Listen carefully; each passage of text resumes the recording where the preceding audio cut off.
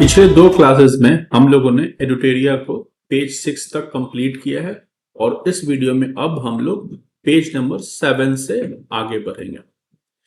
ये जो एडुटेरिया का वीडियो हम लोग बनाते हैं इस चैनल पे मंडे टू सैटरडे 7 PM पे अपलोड हो जाएगा।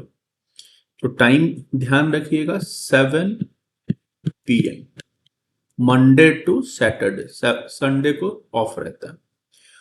तो ये क्वेश्चन हम लोगों को देखना है कि 30/9/2022 को बीपीएससी का जो एग्जाम हुआ था, री एग्जाम, उससे रिलेटेड जो करंट अफेयर्स हैं वो इसमें दिया हुआ है। एक क्वेश्चन था कि जुलाई 2022 में किस देश के पूर्व प्रधानमंत्री शिंजो आबे की चुनाव अभियान के दौरान गोली मारकर हत्या कर दी गई। ये जापान के प्रधानमंत्री थे जिनको एक चुनावी भाषण के दौरान गोली मारकर हत्या कर दी गई थी।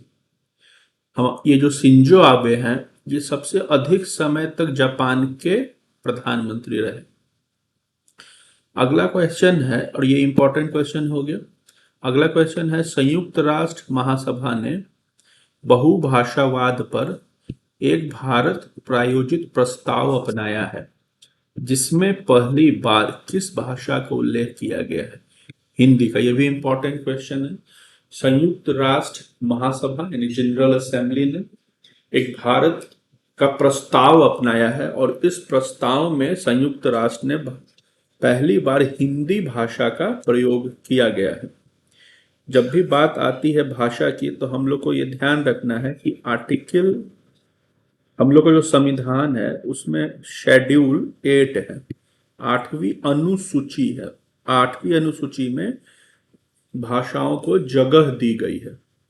उन्हीं भाषाओं को जगह दी गई है जिनकी अपनी एक खास लिपि है।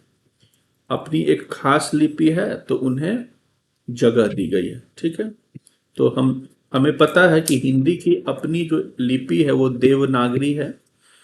इस कारण से 8वीं अनुसूची में 8वीं अनुसूची में हिंदी को एक भाषा का दर्जा दिया गया है। मैथिली की भी एक अपनी लिपि है, इसलिए उसे भी भाषा का दर्जा दिया गया है। अब यहाँ पे कभी कभी बात होता है कि भोजपुरी को 8वीं अनुसूची में दर्ज क्यों नहीं किया जाता। तो इसमें अक्सर मेंस में और इंटरव्यू में भोजपुरी भाषा के संबंध में क्वेश्चन पूछा जाता है। एक तर्क ये होता है कि भोजपुरी की अपनी कोई लिपि नहीं है। चूंकि लिपि नहीं है इस कारण से भोजपुरी को शेड्यूल 8 में नहीं रखा जा सकता। उसे अभी भी एक बोली माना जाता है, भाषा नहीं माना जाता। लैंग्वेज वही होता है जिसका एक अपना लिपि होता है, और जिसका अपना कोई लिपि नहीं होता है उसे बोली माना जाता है। तो ये एक कारण है। लेकिन जो भोजपुरी को एक कंप्लीट लैंग्वेज मानते हैं उनका ये तर्क है कि भोजपुरी 300-400 सालों से कैथी लिपि में लिखी आ रही है। कैथी एक कायस्थों की अपनी लिपि है और कैथी लिपि में भोजपुरी को लिखा जा रहा है, अर्थात भोजपुरी की एक अपनी लिपि कैथी है। दूसरी बात, कुछ लैंग्वेजेस ऐसे हैं जैसे नेपाली, संथाली, इन लैंग्वेजेस में को भी शेड्यूल 8 में रखा गया है, जबकि इनकी कोई एक अपनी स्पेसिफिक लिपि नहीं है, फिर भी इन्हें शेड्यूल 8 में रखा गया है। ये पक्ष और विपक्ष है, इसमें बहुत सारे पॉइंट्स हो सकते हैं। इसे तैयार करना आवश्यक है, हमेशा मेंस और इंटरव्यू में पूछा जाता है। अगला क्वेश्चन है, यूक्रेन में रूस के सैन्य अभियानों पर चर्चा करने के लिए महासभा के आपातकालीन सत्र की अध्यक्षता किसने की थी? तो यूक्रेन में रूस के सैन्य अभियानों पर चर्चा करने के लिए अध्यक्षता किए थे अब्दुल्ला राशिद। तो ये क्वेश्चन पूछा जा सकता है कि रूस यूक्रेन वॉर पिछले 1 सालों से चल रहा है। आपसे एक एग्जैक्ट डेट भी पूछ सकता है, किस डेट को दोनों का युद्ध शुरू हुआ? 24 फरवरी 2022, अभी 1 साल हो गया है। तो इसी दौरान महासभा ने एक इमरजेंसी सेशन ऑर्गेनाइज किया और उसकी अध्यक्षता अब्दुल्ला राशिद ने की है। तो अब्दुल्ला राशिद साहब का नाम हमें याद होना चाहिए। अगला क्वेश्चन है कि भारत ने फरवरी 2022 में युद्ध प्रभावित यूक्रेन से भारतीयों को लाने के लिए एक मिशन लॉन्च किया। तो उस मिशन का नाम था ऑपरेशन गंगा, जो बीपीएससी में पूछा गया और एडुटेरिया में भी पूछा गया था। एडुटेरिया में पिछले बार जो बीपीएससी हुआ था उसमें से 24 क्वेश्चन 67 में पूछे गए थे, और इस बार जो 12 फरवरी को बीपीएससी पीटी हुआ है उसमें 19 क्वेश्चन पूछे गए। ये बहुत इंपॉर्टेंट क्वेश्चन है। अभी जैसे कि एक तुर्की सीरिया में भूकंप आया, तो भारतीय सेना ने एक ऑपरेशन दोस्त की मदद से तुर्की और सीरिया को मदद की है। तो ये बहुत ही लेटेस्ट क्वेश्चन है और एग्जाम में पूछा जाएगा। अगला क्वेश्चन है कि हाल ही में चीन ने सक्तेंग वन्य जीव अभयारण्य के आसपास के क्षेत्रों पर अधिकार का दावा किया है। यह दावा करते हुए यह एक विवादित क्षेत्र है। यह वन्य जीव अभयारण्य है कहाँ? भूटान में। तो ये इंपॉर्टेंट क्वेश्चन है कि भूटान में एक सेंचुरी है सक्तेंग वन्य जीव अभयारण्य। तो ये हमें याद रखना है। भूटान जिसकी राजधानी थिम्पू है, वहां एक अभयारण्य है सक्तेंग वन्य जीव अभयारण्य। और सक्तेंग वन्य जीव अभयारण्य जो है भूटान में, और उसी अभयारण्य के आसपास के क्षेत्रों पे अपना अधिकार दिखा रहा है चाइना। चाइना एक वैसा देश है जो अपने आसपास के पड़ोसियों के क्षेत्रों को हड़पने का प्रयास करता है। जैसे उसने पाकिस्तान की मदद से भारत का अक्साई चीन ले लिया, अरुणाचल प्रदेश पे वो दावा करता है, तिब्बत काटता है और एक कंप्लीट कंट्री भी नहीं मानता है। उसका विवाद ताइवान से भी रहता है, हांगकांग पे भी उसने अधिकार किया हुआ है। हम लोग पिछले साल देखे कि हांगकांग में बहुत बड़ा स्वतंत्रता का आंदोलन शुरू हुआ। कभी कभी उसका विवाद मंगोलिया से भी रहता है। तो यहाँ पे अभी भूटान से एक विवाद चल रहा है। भूटान की राजधानी थिम्पू है, ये हमें ध्यान रखना है।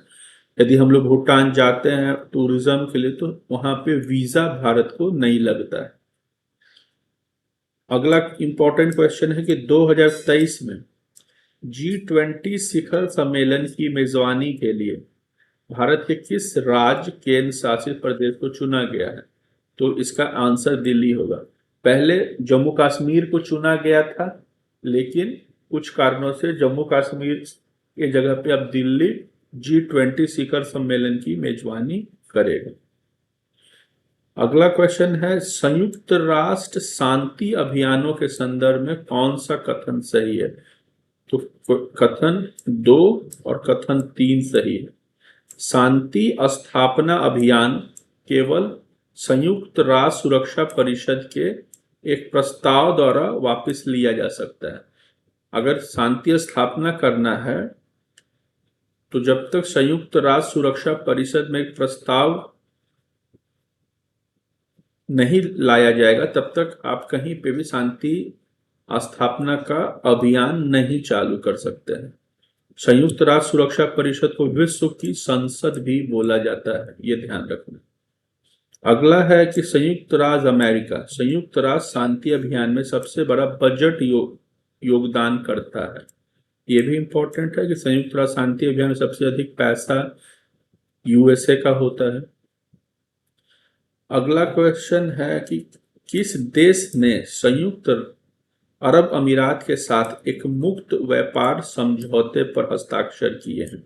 तो इजराइल और यूएई ने एक एफटीए फ्री ट्रेड अलायंस पे सिग्नेचर किए हैं। तो आंसर होगा इजराइल।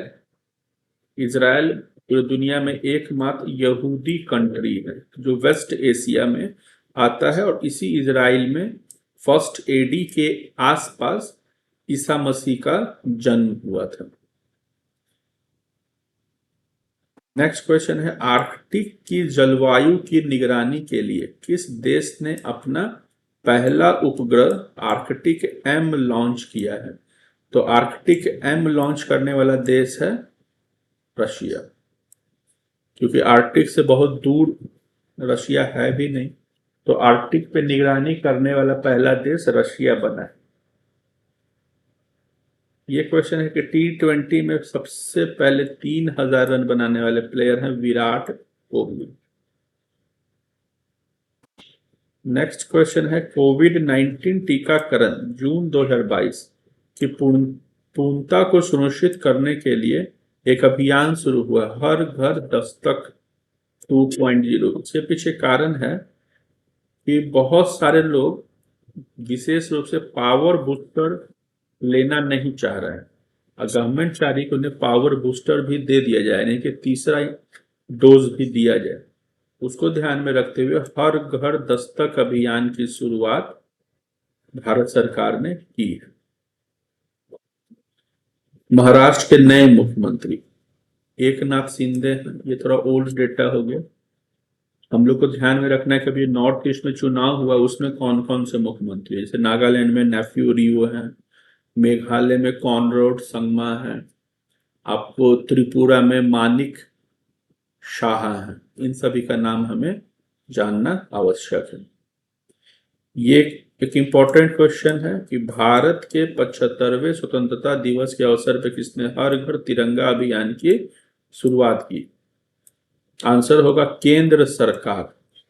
हर घर तिरंगा अभियान, हर घर तिरंगा अभियान की शुरुआत केंद्र सरकार ने की थी, और 15 अगस्त को सभी लोगों ने, सामान्यतः सभी लोगों ने झंडे को अपने घर के ऊपर फहराया था। अगला क्वेश्चन है कि केंद्र की जो नई शिक्षा नीति है उसे सबसे पहले उत्तराखंड गवर्नमेंट ने लागू किया है, क्योंकि उत्तराखंड में बीजेपी की गवर्नमेंट है, वहां के जो मुख्यमंत्री हैं उन्होंने इसे सबसे पहले लागू किया है। अब राज्यों के राज्यपाल कौन कौन है? राजस्थान के राज्यपाल है कलराज मिश्र। ये कभी बीजेपी के बहुत कद्दावर नेता थे, उद्योग मंत्री भी थे, देवरिया लोकसभा सीट से चुनाव जीता करते थे। उत्तर प्रदेश की राज्यपाल हैं आनंदीबेन पटेल, जो कभी गुजरात की मुख्यमंत्री भी थी, पहली महिला गुजराती मुख्यमंत्री। सत्यपाल मलिक, गलत होगा, सत्यपाल मलिक मणिपुर के राज्यपाल थे, और फागू चौहान तो बिहार के राज्यपाल थे ही, जिन्हें अभी तबादला कर दिया है। विश्वनाथ साहब अभी हमारे बिहार के राज्यपाल हैं। हाँ।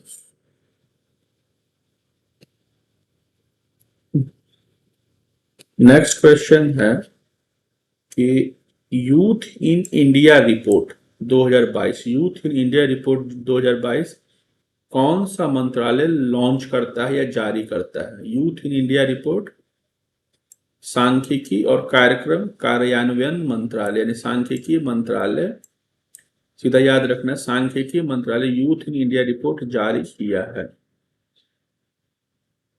अगला क्वेश्चन है, खबरों में अभी श्रेया अग्रवाल थी और रमिता थी, एला वेनिल थी, ये लोग निशानेबाज हैं, शूटिंग से संबंधित है।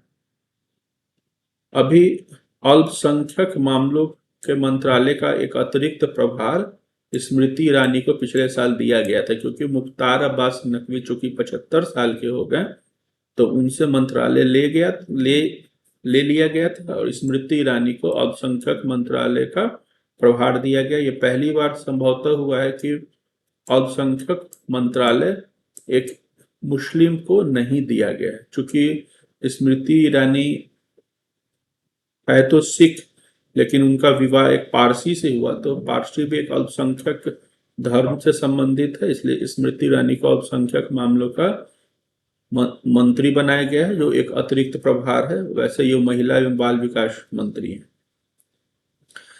ये क्वेश्चन हम लोगों ने देखा था कि जो 15वां राष्ट्रपति चुनाव हुआ था, ये ध्यान रखना है, जो पिछले साल जो राष्ट्रपति चुनाव हुआ है 15वां राष्ट्रपति चुनाव, उसमें विपक्ष से यशवंत सिन्हा थे। जिनका गृह राज्य झारखंड और गृह शहर हजारीबाग। एक पुस्तक है टॉम ऑफ सैंड, रेत की समाधि समाधि। इसमें अंतर्राष्ट्रीय बुकर पुरस्कार गीतांजलि श्री को मिला था, जो उत्तर प्रदेश की मैनपुरी की रहने वाली है, जहां से कभी स्वर्गीय मुलायम सिंह यादव एमपी बना करते थे। नेक्स्ट क्वेश्चन है राष्ट्रीय पेंशन योजना एनपीएस से संबंधित, इसमें कौन सा कथन सही है? तो एनपीएस को पेंशन एंड फंड नियामक और विकास प्राधिकरण द्वारा विनियमित या रेगुलेट किया जाता है। यानी कि एक अथॉरिटी है पेंशन फंड नियामक और विकास प्राधिकरण। ऐसे भी ध्यान रखना कि पेंशन फंड जो है वही एनपीएस को रेगुलेट करती है। नेक्स्ट क्वेश्चन है कि भारत के बजट 22-23 की प्राथमिकताओं में सम्मिलित नहीं है। सम्मिलित है पीएम गति शक्ति, समावेशी विकास और डी। चूंकि ये ओल्ड डेटा है, नया बजट आ गया है, तो बजट से संबंधित 22-23 नहीं 23-24 अब पूछेगा। तो इस क्वेश्चन को आप छोड़ दीजिए, इस क्वेश्चन को भी छोड़ दीजिए, अब नहीं पूछे, ओल्ड डेटा हो गया। ये भी क्वेश्चन नहीं पूछेगा, ये भी नहीं पूछेगा। नेक्स्ट क्वेश्चन है जीवंत ग्राम कार्यक्रम के संबंध में सही कथन है। जीवंत ग्राम कार्यक्रम यह उत्तरी सीमा पर सीमावर्ती गांवों के विकास के लिए है। अभी जीवंत ग्राम कार्यक्रम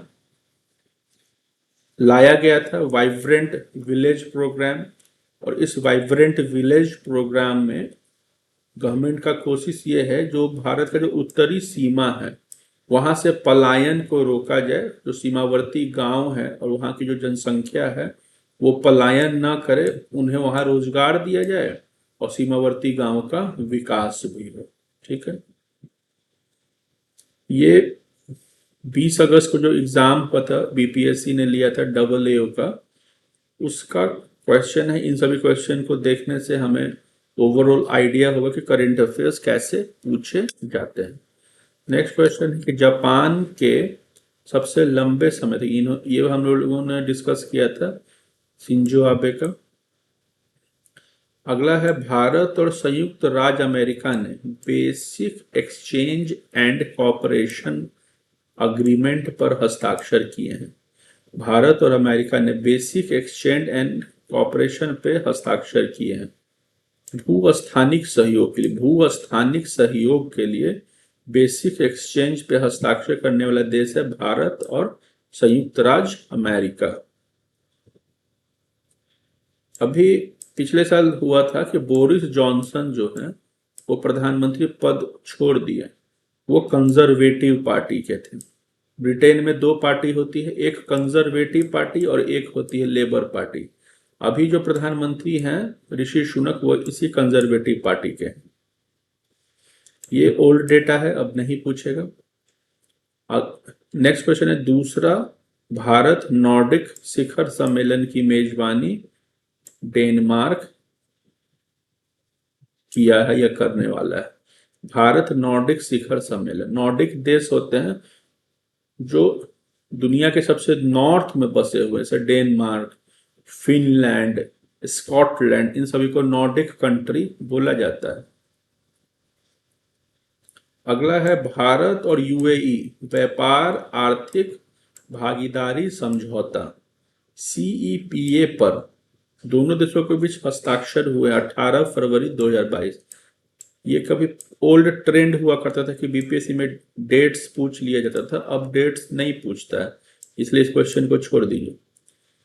अगला है कि G7 शिखर सम्मेलन जो हुआ 48 नंबर का G7 शिखर सम्मेलन 2022 वाला, वो कहाँ आयोजित किया गया? तो जर्मनी में किया गया। हम लोग को G8 जानना है कि इस साल G8 का जो हम लोग को इस बार G7 का 49वां शिखर सम्मेलन जानना है कि इस साल का 23 का G7 शिखर सम्मेलन कहाँ होने वाला है। तो होगा, तो जहां होने वाला है वो थोड़ा सा ध्यान में रखना है। G7 मतलब होता है ग्रुप 7, इसमें जो भी यूरोपियन कंट्रीज हैं और अमेरिका और कनाडा है वो सम्मिलित है। नाटो का मुख्यालय ब्रुसेल्स है, बेल्जियम की राजधानी ब्रुसेल्स। ये एक अच्छा क्वेश्चन है, रुचिरा कंबोज से संबंधित। ये एक आईएफएस ऑफिसर हैं और इन्हें अस्थाई प्रतिनिधि नियुक्त किया गया है संयुक्त राष्ट्र में। संयुक्त राष्ट्र में भारत के अगले राजदूत और अस्थाई प्रतिनिधि रुचिरा कंबोज है। ये कंबोज जो टाइटल इनका है, एक्चुअल में ये जो कंबोज है आज जो पीओके है और पीओके से सटा हुआ जो अफगानिस्तान है, पीओके और अफगानिस्तान बॉर्डर पे कभी ये कंबोज नामक स्टेट हुआ करता था जो अब पाकिस्तान में चला गया है। किस देश ने आईसीसी महिला क्रिकेट विश्व कप 2022 जीता है? आईसीसी महिला विश्व कप क्रिकेट ऑस्ट्रेलिया ने जीता है, दक्षिण अफ्रीका में हुआ था। फिर इस क्वेश्चन को छोड़ देना है। तो यहाँ पे है पेज नंबर 7 को हम लोगों ने पढ़ा है। अब हम लोग अगले वीडियो में पेज नंबर 8 को पढ़ेंगे। तब तक के लिए धन्यवाद।